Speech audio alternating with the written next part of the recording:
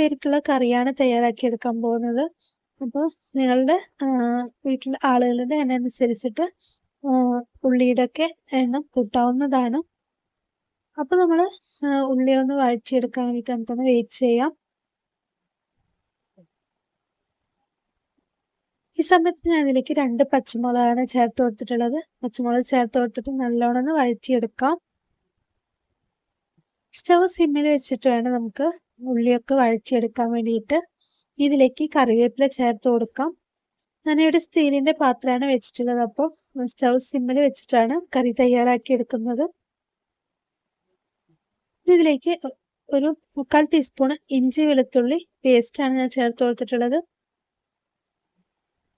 ചേർത്ത് കൊടുത്തിട്ട് നല്ലോണം ഒന്ന് വഴറ്റിയെടുക്കാം.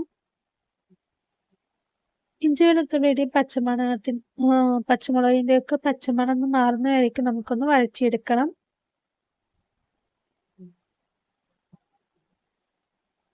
ഇനി ഇതിലേക്ക് നമ്മൾ കുറച്ച് മസാലകൾ ചേർത്ത് കൊടുക്കണം. അതിന് വേണ്ടിയിട്ട് ഞാനിവിടെ മുളക് പൊടിയാണ് ഫസ്റ്റ് ചേർത്ത് കൊടുക്കുന്നത്. മുളക് പൊടി ഒരു 1/2 ടീസ്പൂണ് കൂടുതലായിട്ട് ഞാൻ ചേർത്ത് കൊടുത്തിട്ടുണ്ട്. ഇനി ഇതിലേക്ക് ഒരു മഞ്ഞൾപ്പൊടി 1/4 ടീസ്പൂൺ ചേർത്ത് കൊടുക്കാം.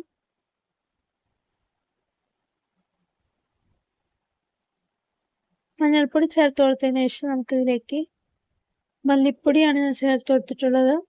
മല്ലിപ്പൊടി എടുക്കുമ്പോൾ നമ്മൾ വറക്കാത്ത മല്ലിപ്പൊടിയാണ് ഞാൻ ചേർത്ത് കൊടുത്തിട്ടുള്ളത്.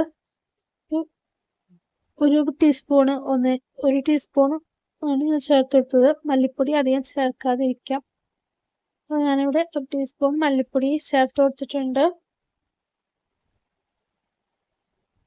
നമ്മൾ സ്റ്റവ് സിമ്മിൽ വെച്ചിട്ട് വേണം പൊടികളൊക്കെ ചേർത്ത് കൊടുക്കാൻ വേണ്ടിയിട്ട്. ഒന്ന് നല്ലോണം ഒന്ന് വഴറ്റിയെടുക്കാം. ഇനി ഇതിലേക്ക് കുരുമുളക് പൊടി ചേർത്ത് കൊടുക്കാം. നിങ്ങളുടെ എരിവിനനുസരിച്ചിട്ട് വേണം ചേർത്ത് കൊടുക്കാൻ വേണ്ടിയിട്ട്. ഇതിലേക്ക് ഒരു 1/2 ടീസ്പൂൺ പെരുംജീരകപ്പൊടി, ഒരു 1/4 ടീസ്പൂണ് ഗരം മസാലപ്പൊടിയും കൂടിയാണ് ഞാൻ ചേർത്ത് കൊടുത്തിട്ടുള്ളത്. ചേർത്ത് കൊടുത്തതിന് ശേഷം നല്ലോണം മിക്സാക്കി കൊടുക്കാം. അതിനുശേഷം നമുക്കിതിലേക്ക് തക്കാളിയാണ് ഞാൻ ചേർത്ത് കൊടുത്തിട്ടുള്ളത്. 2 തക്കാളി ചെറുതാക്കി കട്ട് ചെയ്തെടുത്തതാണ്. അതും കൂടി ഇതിലേക്ക് ചേർത്ത് കൊടുക്കാം.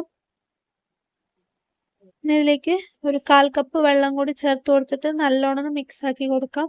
നമ്മൾ തക്കാളിയൊക്കെ ഒന്ന് വെന്ത് വരാൻ വേണ്ടിയിട്ടൊന്ന് വെയിറ്റ് ചെയ്യാം. അപ്പോൾ നമ്മുടെ തക്കാളിയും ഉള്ളിയും എല്ലാം നല്ലോണം വഴണ്ടി വന്നിട്ടുണ്ട്. പൊടികളിൽ പച്ചമണമൊക്കെ ഒന്ന് മാറി വന്നിട്ടുണ്ട്. ഈ സമയത്ത് ഞാനിവിടെ 1/2 മൂടി തേങ്ങയാണ് എടുത്തിട്ടുള്ളത്. അതൊരു മിക്സിയുടെ ജാറിലേക്ക്